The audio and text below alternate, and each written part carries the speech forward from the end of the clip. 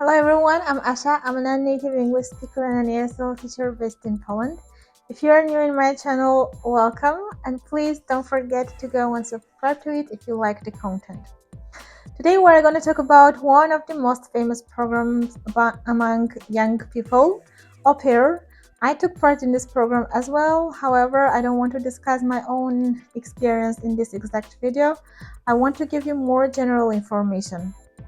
So what is the program about? Au Pair is a cultural and educational exchange program where young people get a chance to travel abroad, to learn new language, to learn about new culture while they're providing limited childcare services. And as a response, your host family has to provide you language classes, also public transport card, phone number, health insurance, and pocket money. In this exact video, I want that we discuss most frequently asked questions about this program. So without further ado, let's get into it. Now let's talk about requirements and how to apply for this program. The main requirements are that you need to be at least 18 years old and not older than 30. You need to have your school diploma. You need to have language certificate, at least A1 level. You need to show your criminal background check, and it would be great if you also have experience working with children. So these are the main requirements. Now let's talk about how to apply for this program. The most popular pages where you can go and find all the host families are aupair.com and aupairworld.com. These are the most popular pages where almost all the host families registered, and you can find your match family. If you're from Armenia, I would highly recommend that you apply to the company called Maxwork. This is the company which is specialized helping people to find an au pair families. And they also provide you language classes if you want. They help you during the whole visa process, and even when you are in the country where you already start your program, they're still in touch with you, and if you have any problems, you can always contact them and talk about it. So these are the main things that are gonna help you before you apply for the program. Now let's talk also about your working hours, days off, and holidays. In most of the countries, you have to work between 30 to 45 hours per week. You have 1 or 2 days off, which you have to discuss with your host family. And during your stay, which is supposed to be 12 months, you have 4 weeks paid holidays. So this is very important that you know all the information, because I know this can be the reason of some conflicts between au pairs and their host families.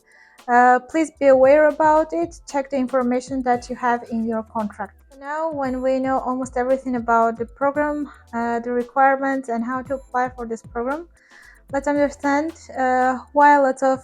au pairs can end up having different host families, change their host families 3-4 times, and why lots of host families don't feel happy with their au pairs. What are the main reasons? So let's discuss it together right now.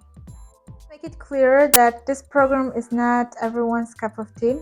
And though it might sound very exciting and cool program, however, not every 18 years old girl is ready to go and take care of child or children and live with absolutely different family which has different lifestyle, different culture, etc. And on the other hand, not all the host families are welcoming, and it's very bad when they have the intention of having like a full-time nanny at home and someone who is going to share their household duties. So I think these are the main things that can cause the problems between au pairs and au pair host families. But let's get into details and understand what other things can cause problems between them. If au pairs and host families want to avoid problems, I think it is very important that they discuss all the details before the au pair will arrive and start to live with them. There is nothing that can be less important, so it is you should be very clear with them and discuss every detail before they'll come. So the most important things that, in my opinion, make sense to discuss are the working hours, days off, and of course the duties that you have to share. Mainly when it comes to household duties, because in the contract it says that you have to share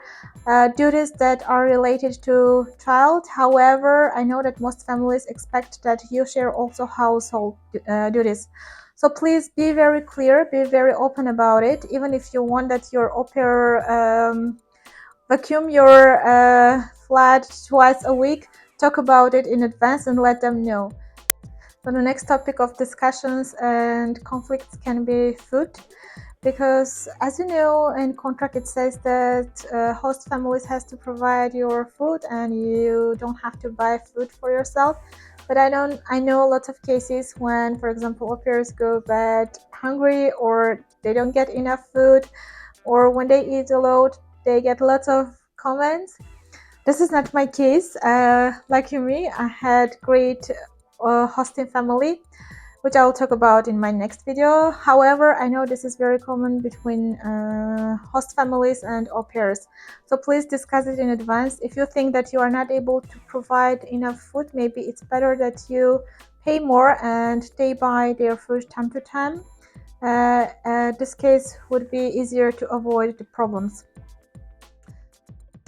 So please, as an au pair and as a host family, pay attention to all these questions and discuss all the details before the program will start, as I said. And pay attention especially in working hours, days off, holidays, food, duties, and of course, childcare related duties. Make it all clear before your au pair will arrive. Thank you very much for watching this video till the end. If you like the content, if you like the video, please don't forget to subscribe to it. And now, as I know there are lots of Armenians who also want to take part to this program, and maybe they don't speak in English, I would like to have a little brief video about this topic also in Armenian. So if you speak Armenian only, keep on watching. I have lots of information for you as well. For the rest, thank you very much, and I will see you in my next video. Bye!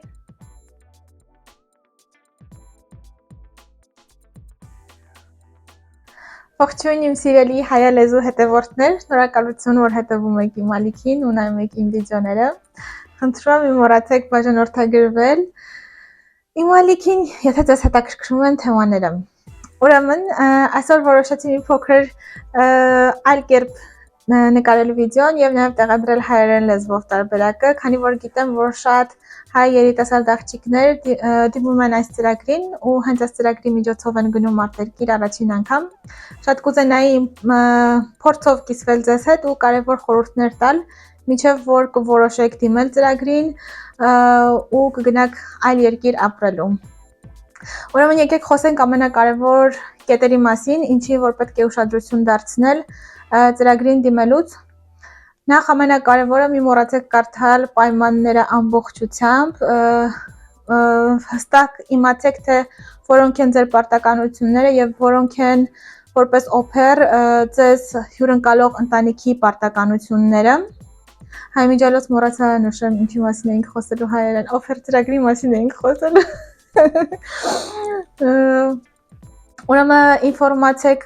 որքան հնարավոր է ձեր պարտականությունների եւ ձեզ հյուրընկալող ընտանիքի պարտականությունների մասին նախապես։ Շատ եմ ուզում կենտրոնանալ այն մտքի վրա, որ ինչպես գիտենք, մենք շատերս Հայաստանում տարածված է այն միտքը, որ au pair-ը դա մի ծրագիր է, որին դիմելով դու գնում ես ու խնամում ես երեխային։ Բայց եկեք հասկանանք, որ սա չի հիմնական նպատակը ծրագրի։ Ծրագիրը կոչվում է մշակութային եւ կրթական փոխանակման ծրագիր։ Այսինքն դուք գնում եք ձեզ հյուրընկալող ընտանիք, որտեղ դուք իհարկե պետք է որոշ չափով հոգ տանեք նրանց երեխայի կամ երեխաների մասին, իսկ ընտանիքը ի պատասխան դրա պարտավոր է ապահովել ձեր լեզվի դասերը, պարտավոր է ձեզ տրամադրել տրանսպորտի քարտ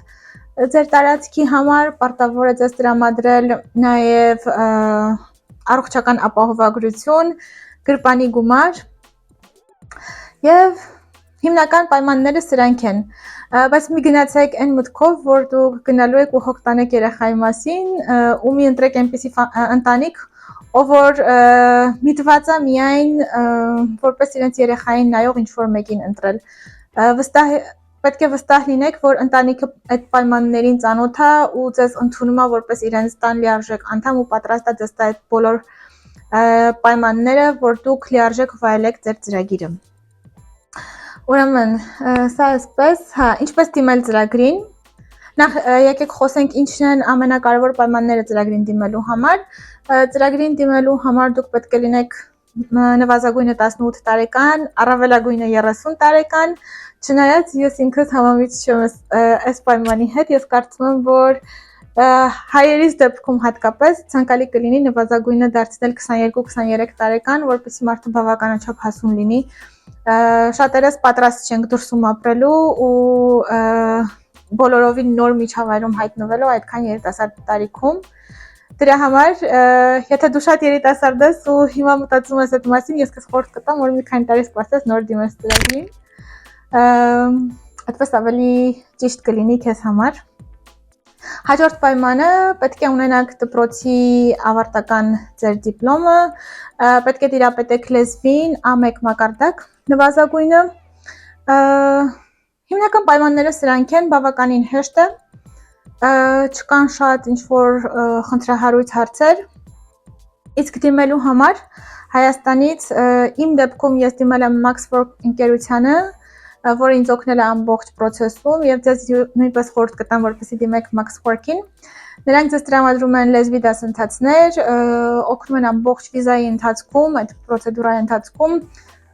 նաեւ երբ որ դուք արդեն գտնվում եք ընտանիքում, երբ որ արդեն տեղափոխվել եք, ծրագրի ամբողջ ընթացքում կարող եք կապի մեջ լինել Maxwork-ի հետ ու եթե ինչ-որ խնդիրներ ունեք, եթե խնդիր է առաջացել ընտանիքը փոխելու կամ ցանկացած խնդրի դեպքում կարող եք դիմել իրենց ու իրենք վստահ եմ ձեզ ճիշտ խորհրդատվություն կտան։ Նաև իրենք ունեն շատ լավ գերմաներենի ուսուցչուհի, եթե ձեր բախտը բերի ու վերադարձած լինի Կոհարը իր դեկրետից, կունենաք շատ լավ դասեր գերմաներենի հենց իր հետ։ Այսպես, Կոհարի ազգանունը չեմ հիշում, բայց իր Instagram-ի էջը կտեղադրեմ, ինչպես նաև Maxwork-ին կտեղադրեմ բնութագրի մեջ, կարող եք հետևել իրենց։ Այսպես, ուրեմն մյուս կարևոր բաները, որ ես կցանկանայի, որ դուք ուշադրություն դարձնեք ու քննարկեք ձեր ընտրած ընտանիքի հետ մինչև տեղափոխվելը, դրանք ձեր աշխատանքային ժամերն են, ձեր ազատ օրերը,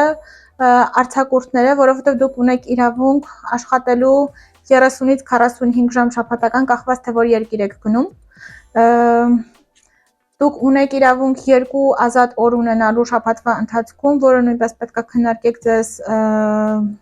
դիմավորող ընտանիքի հետ, այսինքն հնարավոր է որ դա լինի շաբաթ-կիրակի կամ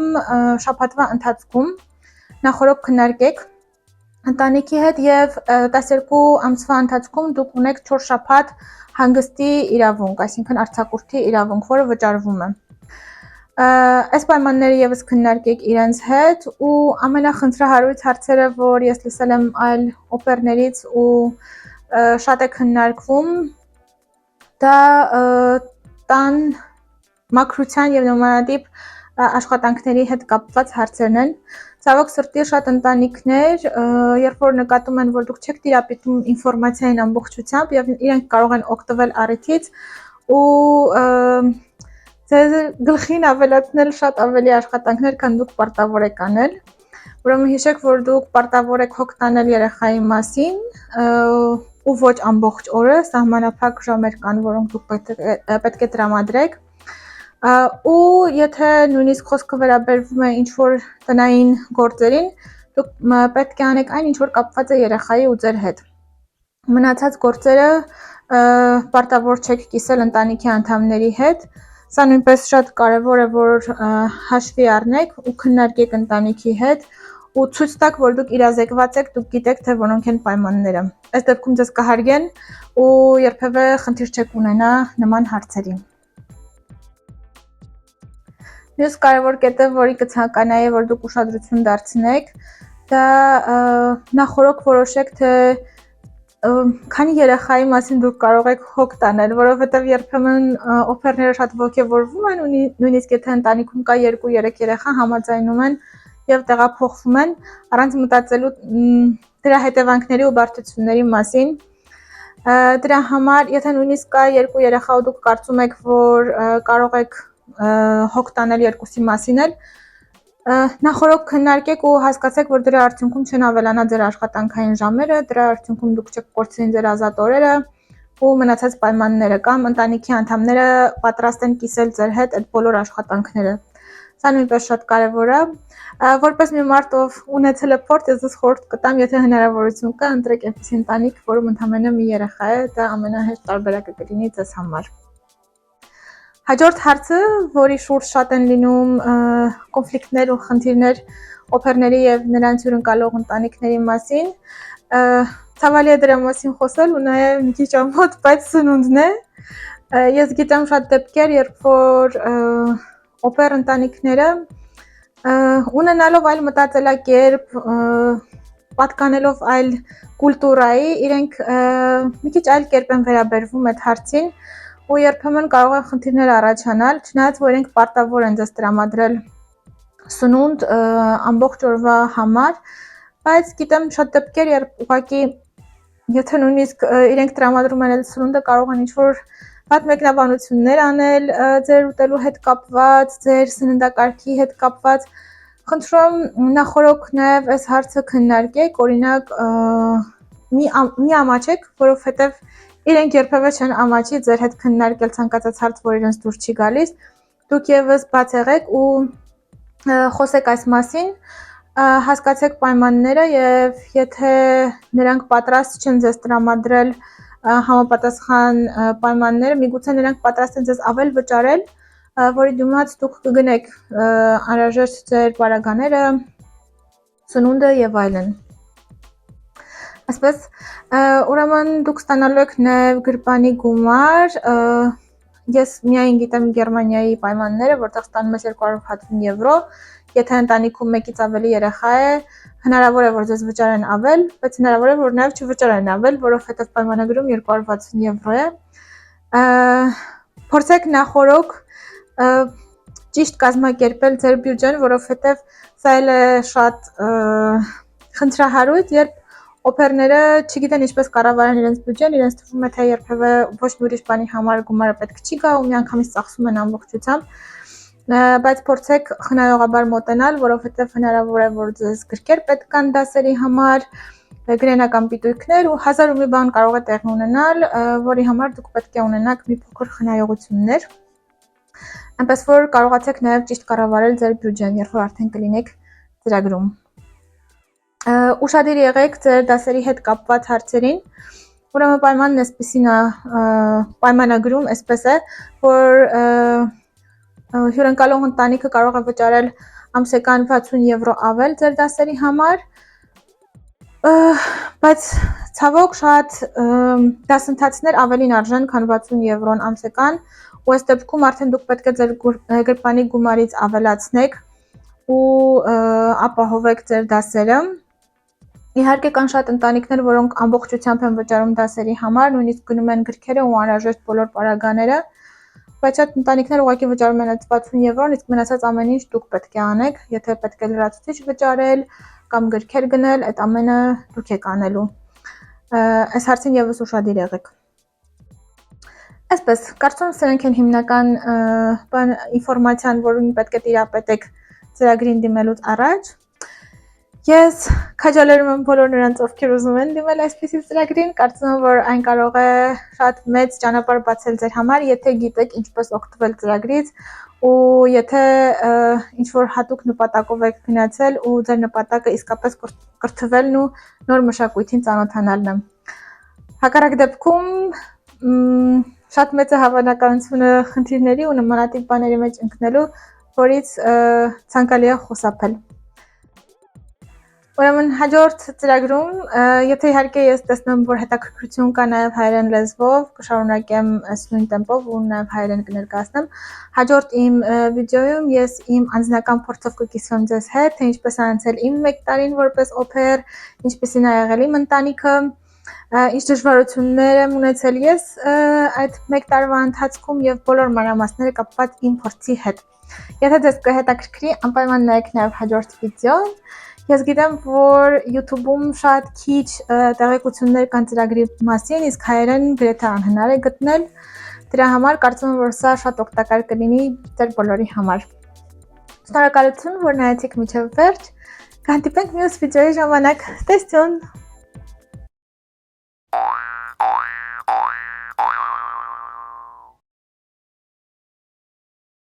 Ողջույն եւս մեկ անգամ իմ հայալեզու հետևորդներին։ If I wish լեզու մարդիկ